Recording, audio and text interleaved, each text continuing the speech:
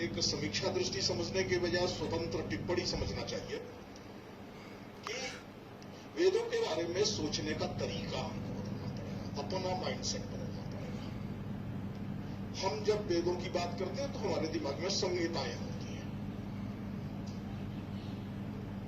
वेद, संहिता, मंत्र, ब्राह्मण, उपनिषद, इन चारों को मिला करके बनते हैं।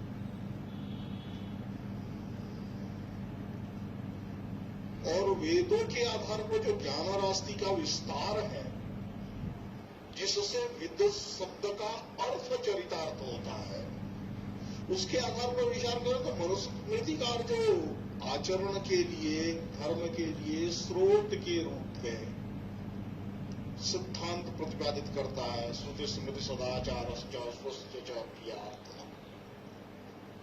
श्रुति स्मृति सदाचार और आत्म प्रियता, इनके सकल संदर्भ में देखना पड़ेगा। कुछ शब्दों के अर्थ अजीब अजीब होने लगे। शायद ये संस्कृत व्याकरण से हुई दूरी भी है। और आजकल बहुत अच्छी व्याख्या की जाती है कि सबसे पहले कि आज हमें साइंटिफिक अप्रोच में देखना होगा और विभिन्न प्रकार के डिस्कोर्सेस के आलोक में वेदों को समझना होगा। तो क्या वेद कोई पदार्थ है जिसका डिसेक्शन होगा?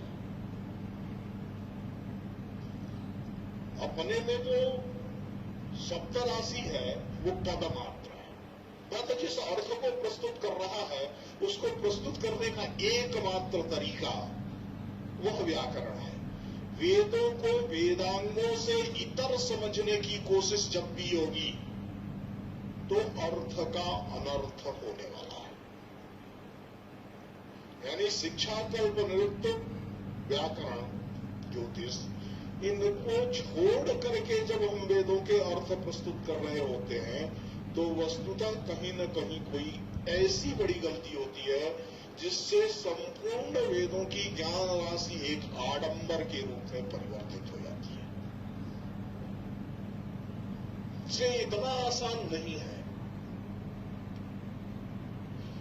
वेदों के आधार पर जो संस्कृति निर्मित होती है, जो जीवन प्रणाली निर्मित होती है, वह मंत्रों में अभिव्यक्त नहीं होती। मंत्र तो आइडिया है, वो तो जहां पहुंचना है उसकी बात कर रहे हैं, जो ऐन्द्रिक अनुभव से परे है उसकी बात कर रहे हैं। लेकिन हमको रहना है, हमको चलना है और समझना है इस 3 डायमेंशनल वर्ल्ड में, इस त्रिआयामी विश्व में।